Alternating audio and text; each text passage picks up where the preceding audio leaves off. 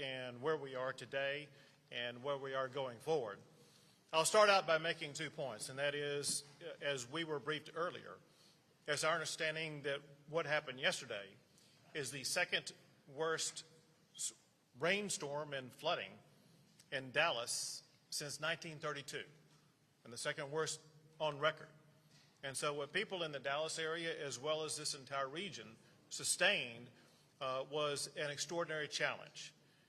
I might note that it's kind of remarkable and maybe typical Texas, that as we went through this historic rainstorm yesterday, and as we gather to visit with you about today, the sun is coming out.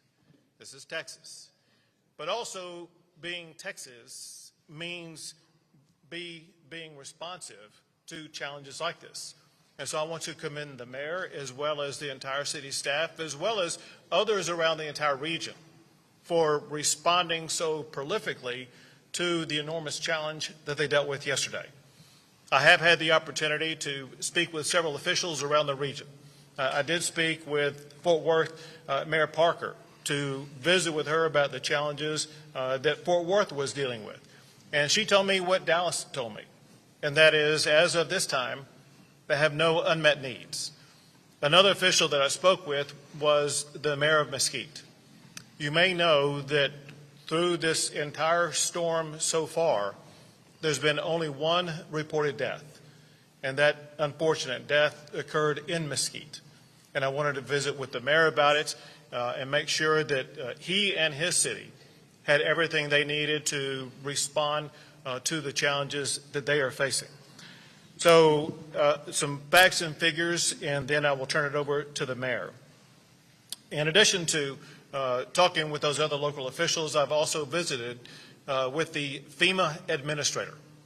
One thing that happens in the aftermath of a storm like this is we work with all local jurisdictions to determine the extent to which there has been any damage, so that damage can be aggregated and then reported to FEMA to determine whether or not the state, as well as the local regions, will qualify for a federal disaster declaration, as well as any type of potential federal assistance. Also, I will add, with regard to effects across the entire region, the mayor will talk about what happened in Dallas. I will talk to some extent what happened in Dallas, but a little bit more geographically about the regions of the state of Texas that have been affected. We have more than 100 homes being damaged or impacted in some way. We also have statewide, what the state has provided is, for one, water rescue boats and personnel. There are 11 Texas A&M Task Force swiftwater boat squads and 1 floodwater boat squad that have been deployed, which includes 24 boats and 81 personnel. DPS has sent out tactical marine units. The Texas Parks and Wildlife has also sent out search and rescue teams and boats. In addition to that, damage assessments are being made across the entire region. Let me get into this because I want to provide you information that is very important to get out to the public. Once again, in order for the state and the region to qualify from federal assistance, the federal agencies need our damage assessments. There is a reporting system that I want to provide to you to provide to the public. And that is, once it is safe to return, and if you have insurance, call and make a claim for your insurance recovery. Then use the Texas Division of Emergency Management Self-Reporting Damage Assessment Tool. It's called ISTAT. It can be found at this web address, damage.tdem.texas.gov.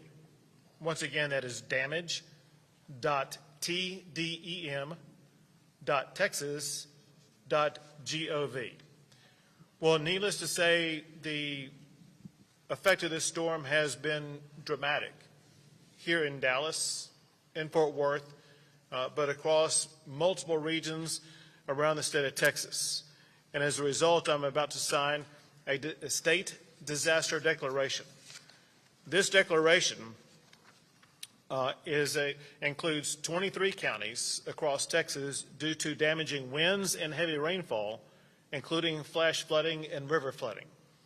Right now, it includes 23 counties: Kemp County, Culberson, Dallas, Duval, Ellis, El Paso, Henderson, Hopkins, Hudspeth, Kaufman, Kerr, Live Oak, Marion, Montague, Navarro, Pecos, Raines, Smith, Tarrant, Upshur, Van Sant, Webb, and Wood. Importantly, additional counties may be added as the storm system works its way through the state. I will sign it at this time.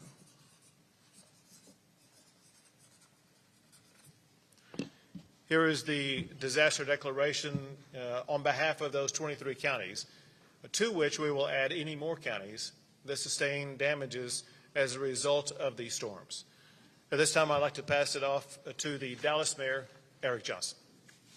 Good afternoon, or good morning still, I suppose, and thank you, Governor Abbott. I want to welcome you home, first of all, and second, I want to say thank you for being here. You know, it's one thing to send your well wishes. It's another thing to physically be present. I've learned that as mayor. Being there is important, and I appreciate you always being willing to show up for us at times like this. I want to thank your team as well, Chief Nim Kidd, who I've gotten to spend a lot of time with over these past 3+ years as we've dealt with a series of unprecedented, so-called unprecedented disasters in this city. And I want to thank all of you for being here, everyone who's behind me here today. Yesterday, our city was tested once again by extreme weather. I've heard this called a once-in-a-thousand-year weather event. And we also know, as the governor mentioned, that this was the first time in 90 years that we've had this much rain in a 24-hour period. But whatever you want to call it, whatever time frame you want to put on it, we got hit pretty hard, and we got hit in a historic way. The sky opened up, and soon after, our streets closed down. The storm was immense.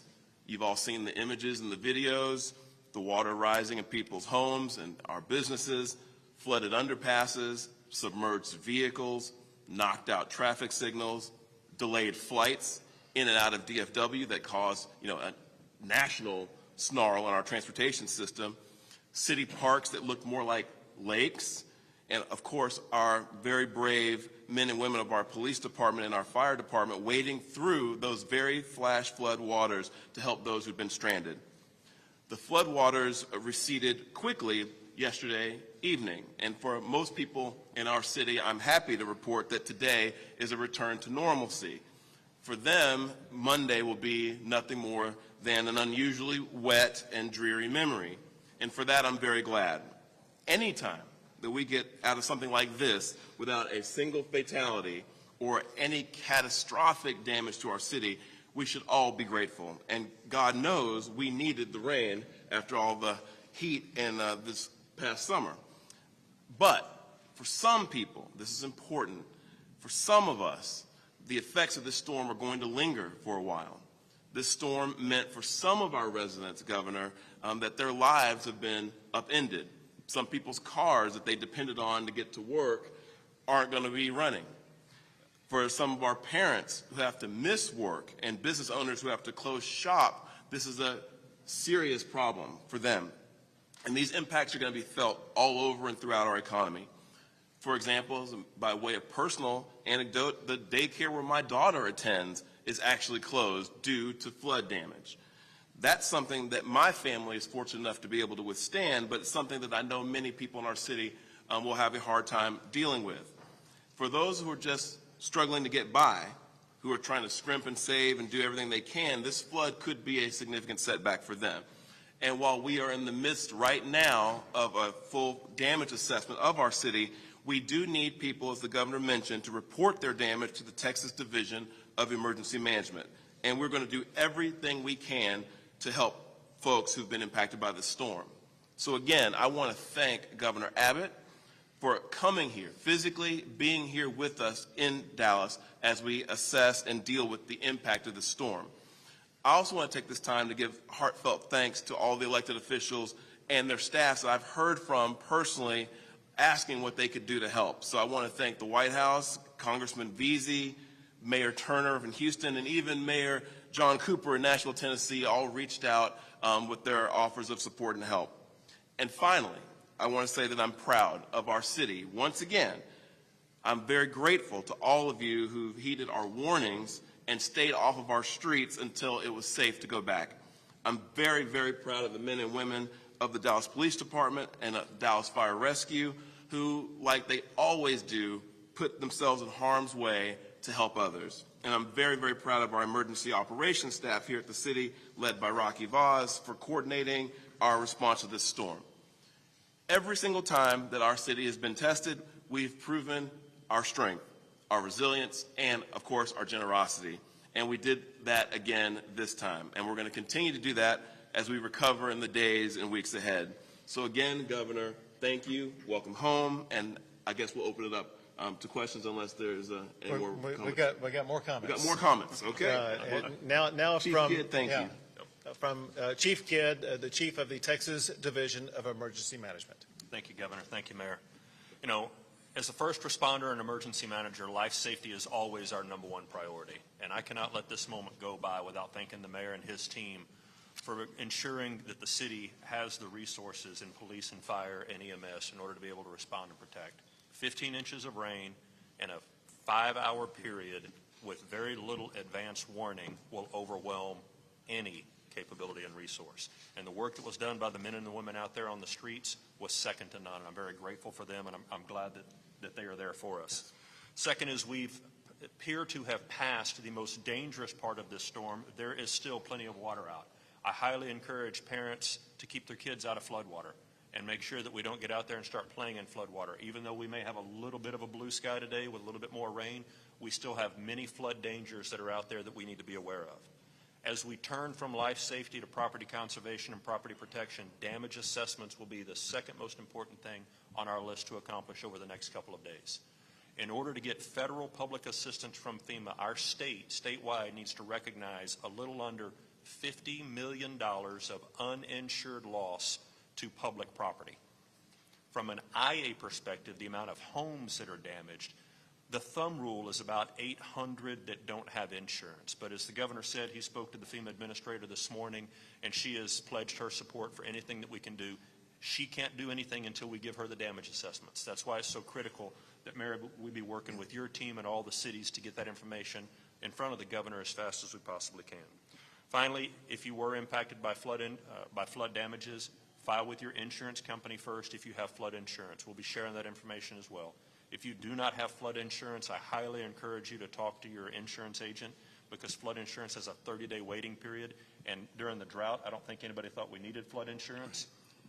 You know, we're in the middle of hurricane season, and yes, they do come up this far north, and yes, we have weather patterns. So if you do not have flood insurance and have the means to do that, I highly encourage that right now. Once again, I'll mention damage at damage.tdem.texas.gov is the location for you to file your reports with us. Thank you, guys. Thank you, Chief. Now we'll take some questions. Go ahead.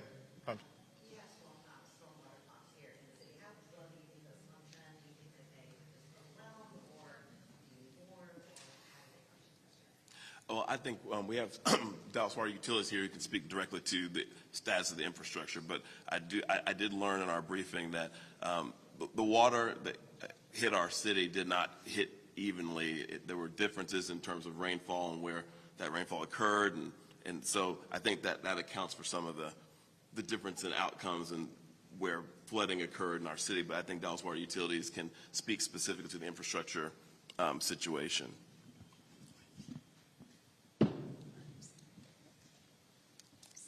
Thank you, Mayor Johnson. I'm Terry Lowry. I'm the Director of Dallas Water Utilities. Yes, exactly what the Mayor said. The quantities of rainfall that fell within the time period that they fell, I don't care what kind of system we had in place, there was going to be flooding. Some of our older areas of the city with smaller infrastructure were impacted. We are doing some major improvements. We've spent almost $1 billion improving our larger infrastructure, and we're starting a capital improvement program to go out in the neighborhoods and connect all of that, which in the future will greatly help us. Ms. Lowry, while you have a microphone, is there any gauge or assessment at this point for the city of Dallas where specifically you were impacted it seemed that it was pretty widespread across the city. The northern parts of the city did not experience as much rainfall, but along the east, down south, and across the west, there were high rainfall amounts that fell, so those obviously were the most impacted. The area around Baylor Hospital was particularly of concern. That area has flooded again and again and again. At what point does the city of Dallas say, we may have a problem? Well, the city of Dallas did that a few years ago. With the bond programs, we have been completing the Mill Creek Tunnel, and when that is in place in 2025, that will immediately alleviate the area around the tunnel and south of the tunnel, and that will improve that area. Governor Abbott, I know you went through where people should file in order to get some relief from this, but for people that are at home, how long is that process, and how long will they be waiting until they can say, okay, here's a check, I can really start fixing things? Well, it takes a while because it is a process. Again, let's start with the beginning, and that is for most individuals, whether they are a homeowner or a business owner, they typically have insurance. And so their first go-to is their insurance company, and that is something that can be turned around this week. And so, and then after that, to the extent that they are uninsured, we need to aggregate the damages across the entire region. Our goal would be to try to have an early assessment of all of those damages by the end of this week. And so we should have some level of notification with our ongoing cooperation with FEMA about where we stand by later this week. Governor, you've gone down this road before, you've seen this before, but you've already said at this point only 100 homes with an emergency declaration for 23 counties. Is that a message to FEMA that simply they can't help us? Well, first, I don't know if you're making reference to this, but you may remember the tornado that came through Dallas. And there was significant damages to many homes, some homes completely lost, but it did not qualify for FEMA assistance because most of those homes were insured. That said, in talking to the FEMA administrator earlier today, one thing that she voiced concern about were people of low income levels that may be disproportionately impacted by a storm like this. And FEMA may be taking a different approach in the way that they respond to this so that they can provide more assistance to low-income Dallasites or Texans. But that said, we still need to aggregate the information and provide it to them before they can begin the assessment process. My question is, where is the wherewithal of the state of Texas to intervene where FEMA cannot? Well, again, on the intervention, that typically comes with regard to insurance, and we just need to find out where that is. Most people who have a home or business are fully insured. I will tell you this, and that is most governments, like cities, are self-insured, and that's a choice they make. And so they would then qualify, if added together, for public assistance from FEMA.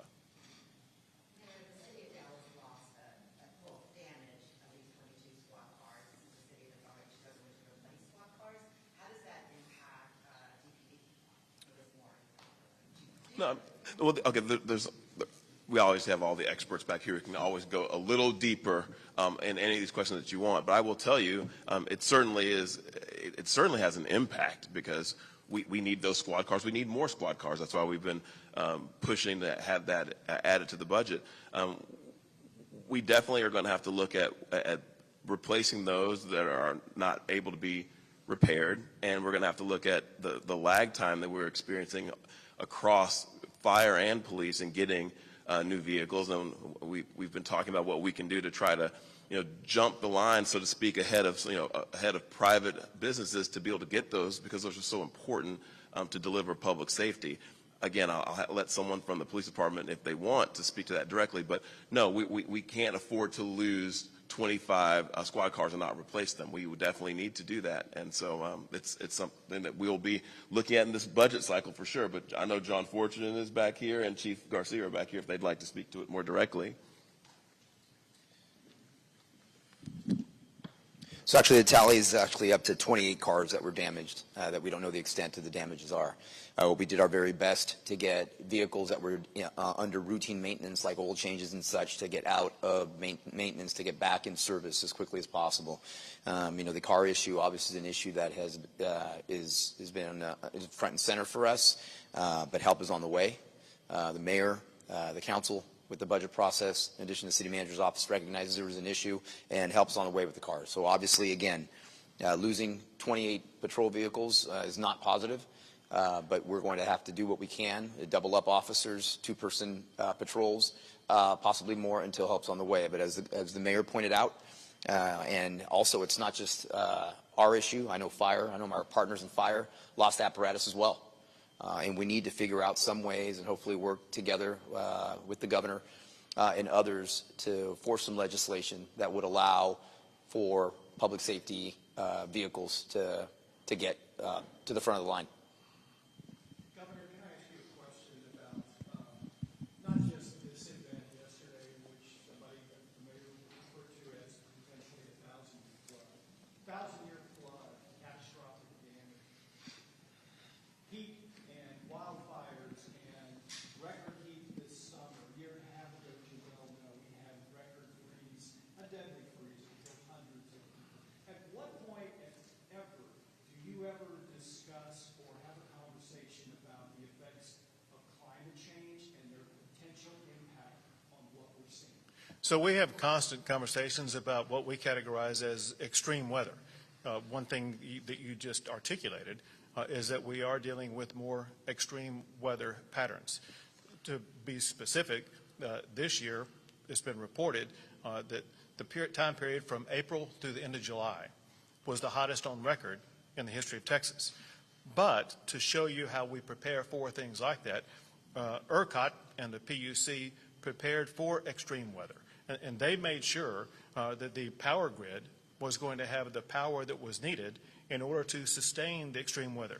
And what they were able to ensure in the aftermath of the 14 laws that I signed that led to reforms in the power system in the state of Texas, they were able to deal with a dozen record usage demands of power with ease without ever losing power in the power grid, making sure that no Texan has lost power because of the power grid in the aftermath of the reforms that we signed. The point is this: we're constantly looking at what extreme weather may lead to, whether it be power demand, extreme heat, extreme cold, heavy water, or even drought. Speaking of drought, as an example, we're working on ways with the Texas Water Board to make sure we will be able to more fully address the needs of people in various regions of the state of Texas in the event that we do have increased droughts going forward, as well as plugging in the increased population that we will have coming to the state of Texas. Are you concerned about climate change? We constantly focus on issues such as extreme weather, and we want to be prepared for whatever type of weather may be coming our way. Can you say climate change? Can you say that? I'd like to ask the mayor one thing, if I may.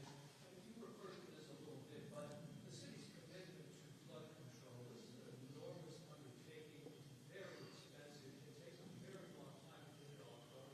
And there are some really big projects underway right now. Is there a commitment here in this city for that kind of expense and need?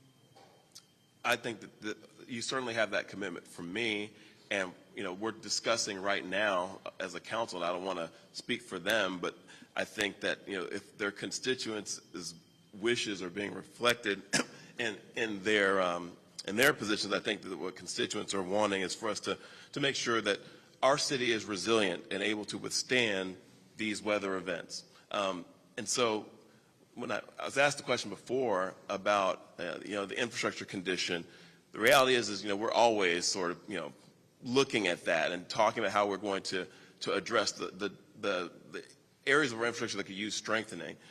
The storm, and this is an interesting fact, I think, it dumped a record number of water, a record amount of water on our city in a very short period of time.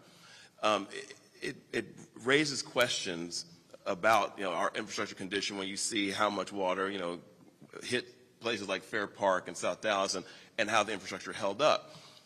That's a discussion that's an ongoing discussion in our city right now about how to address equity issues like that with respect to our infrastructure. So the equity conversation is going to be taking place as we look not only at our current budget, but as we look at our capital programs and our bond program to see where that infrastructure needs to be strengthened.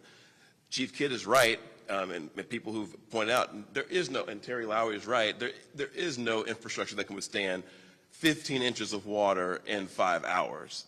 But it doesn't absolve us of the responsibility to look and see where we have some deficiencies.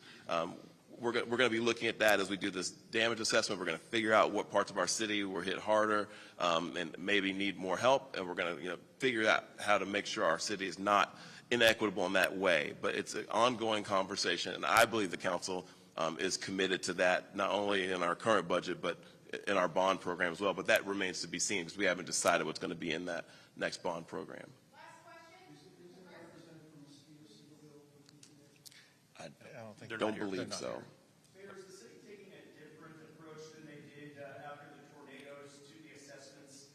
Or do you think that the main difference between then and maybe now would be the area that it was hit because of the uninsured figure? Or are you guys doing something differently? Obviously, already you're promoting reporting more than after the tornado. So what different approach is the city taking, if at all? Well, I'm not sure we're promoting it any more than we did before. I think we tried very hard to make sure we got every dollar that we were entitled to last time. But I'll let Rocky, who's in charge of that process for the city, speak to how we're going to approach it. But the bottom line is we want to document every dollar of uninsured damage we possibly can to make sure we get that declaration if we're entitled to it. But I'll let Rocky speak to the specifics of the approach. No, and just echo what the mayor said. We're not doing it any differently, but we know there's the new tool that ISTAT was not available during that time, during the tornado. Now we have that tool, so we are promoting that more, and that's what you see. And we'll be reaching out through our council members to encourage people to go and, do the damage assessment, send us the data, and like the governor and Chief Kidd said, that's what will help us get through a FEMA declaration. Hang on. Oh. He wants to answer. He wants to finish my answer.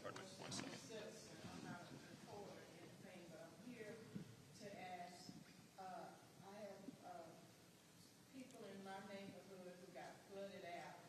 They have sick family members. Do you have any contact of people that they can call or maybe find some hotel because the house is just flooded at this guy's sick? So that's why I'm here to ask.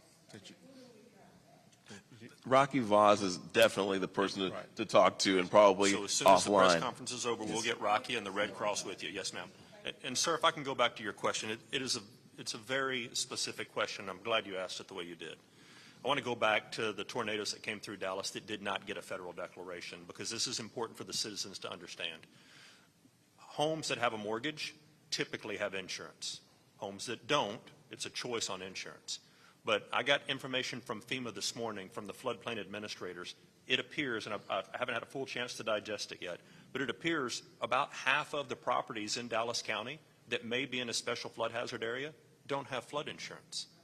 So remember, insured loss does not count towards our federal threshold. The city of Dallas did everything right last time during that tornado request, and everything that they provided us was the right data. The point was there was so much insured loss that did not trigger the federal qualifications. I believe this time if we see more rain and as this water moves down towards the coast and the eastern of the state, which it will, we may hit federal thresholds for a major disaster declaration through this event.